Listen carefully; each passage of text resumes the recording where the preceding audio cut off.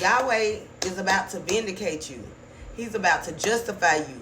He's about to magnify you. He's about to glorify you. He's about to honor you because you have dealt with so much shame, so much disgrace, so much witchcraft, so much of people mishandling you and mistreating you because of who you are. The Lord is about to make it right with you, and cause man to have favor on you because you first got favor with the Lord.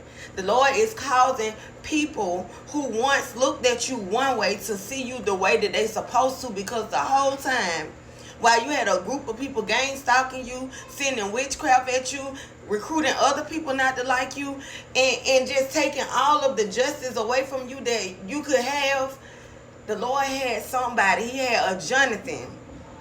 He had a Jonathan there that was defending you. A Jonathan there that wouldn't participate with this. A Jonathan there that was finding out things that they were going to do against you, and went to God on behalf of you. So the Lord said this is the season that the tide has changed. This is the season that the tables have turned. This is the season that everything is boomeranging back to the senders. This is the season where people are about to reap what they have sown. This is the season that your enemy has walked into their doom. This is the season that they're about to know who you are, and they're about to know that God don't play about you. They're about to know it's not that you want God to handle your enemies. It's not that you want your enemies to be unalive. It's not that you want your enemies to go through it, because you know how it felt when you went through it. But this is just what God is going to do, because he can't let it slide. The Lord said it doesn't matter how big your heart is for these people, even after they hurt you, I just can't let it slide. They got to learn. They got to learn not to do this to people. And they definitely going to know not to do it to my people. But when I get done with them, they're going to know not to do it to nobody else, because that's how severe it is for them. And again, the people who began this gang stalking, the people who began recruiting other people not to like you because it was you, started from within your own household that you grew up in. Started from your own mother, your own brother, sister, uncle, cousin, auntie, grandmother. It started from them first. So the Lord said, when I deal with these people, it's nothing that you can do. It's nothing that you can do. Pray that they turn away from evil through their judgment. That's all that God is going to honor in the prayer for these people. It ain't nothing we can do but stay out the way. That's why God has caused this great separation. That's why you don't go around. That's why you don't call much. That's why you don't talk much. Yeah, it's going to hurt you, because these are your blood-related people. Or this was your spouse. Or this was your child's father. Or your child's mother. Or your brother or your sister. But God don't care about no title attachment to you when somebody wrongs you, and he has given them numerous chances, because he's a just God, to repent and turn away, and they kept coming for you. 1 Kings chapter 3, starting at verse 10, when Solomon judges wisely, God is sending somebody, it's somebody already amongst them that has already been judging you wisely the whole time, and now everybody is about to know who you are, because God is putting you on display. God is really vindicating you the way you're supposed to be vindicated. He's about to make the justice of your cause shine like the noonday sun. It says, sometime later, 2 prostitutes came to the king to have an arrangement settled. Please, my lord, one of them began, this woman and I live in the same house. It started from your house. I gave birth to a baby while she was there with me in the house. 3 days later, this woman also had a baby. We were alone. There were only 2 of us in the house, but her baby died during the night when she rolled on it. Then she got up in the night and took my son from beside me while I was asleep. Like, people been stealing and trying to destiny swap you and all type of evil, demonic things. Even take your life. Doing witchcraft on you when you didn't even know it was being done on you.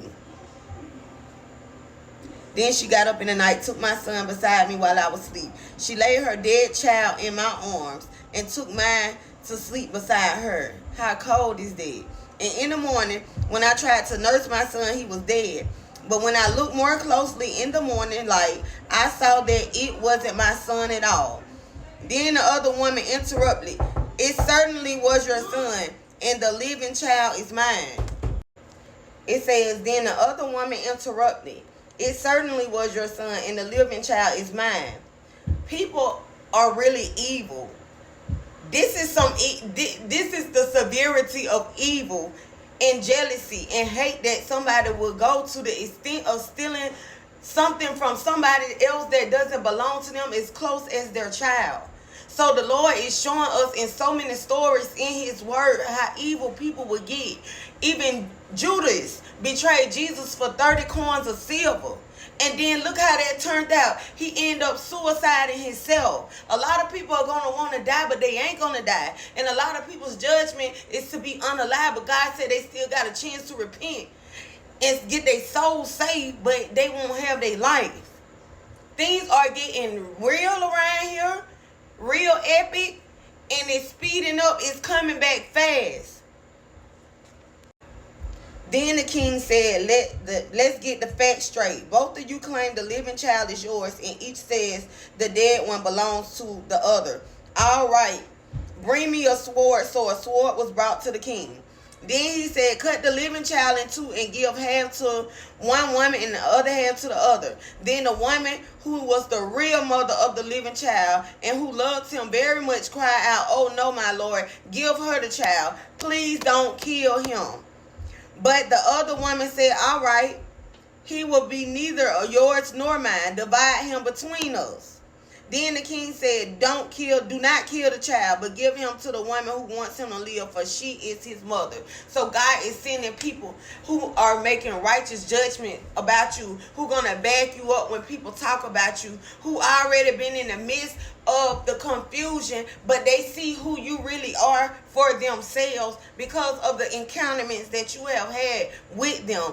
You didn't know that they already done heard this about you. You didn't know what was going on behind your back, but they knew, but they got to know you for yourself, for themselves. And the Lord said, I am vindicating you, honoring you, justifying you, magnifying you. You will no longer be shamed, nor will you no longer be disgraced. Y'all, I'm talking so fast because I'm so excited, because a lot of us have went through hell. People have took us down through there. People have assassinated our character, slandered our names because they couldn't understand us, because of the envy and jealousy of who we are. It's all about who we are, baby. We ain't even have to have nothing for people to hate us. That's just like Jonathan. This is your Jonathan. Jonathan was Saul's son, but Jonathan had a heart for David. He loved David. David was his true friend. He looked at David as a brother, but he knew that his dad wanted to slaughter and kill David for no apparent reason. People wanted to take your life, take from you and steal from you, and you ain't never did nothing to them. But even amongst those people, there was this one Jonathan, or maybe these two Jonathan, that saw and knew you for themselves and had love for you for themselves, and they went against their family for you for themselves. They went against these people that couldn't stand you and wanted to hurt you themselves because they know. But now God said, I am exposing the enemy. I am putting it all on display. They're going to know not to, they're going to know not to play like that no more. They're going to know what tree not to climb. They're going to learn that they can't swim in this ocean. They're going to learn that they is not swimming with the sharks, baby. The Lord said this person actually has a heart and can see the God in you, the pureness in you, and know that you don't deserve what the enemy is trying to serve you. But yet the enemy is being served his eviction notice. The enemy is being served to leave you alone. He has to let you go. And God is about to make the enemy pay back 7 times. Times 7. In the name of Yahushua HaMashiach. May this word bless you. Know that God is about to vindicate you. And if you are led to sow into my kingdom ministry or sow into this word, make sure you hashtag your seed. Vindicate me, Lord. Vindicate me, Lord.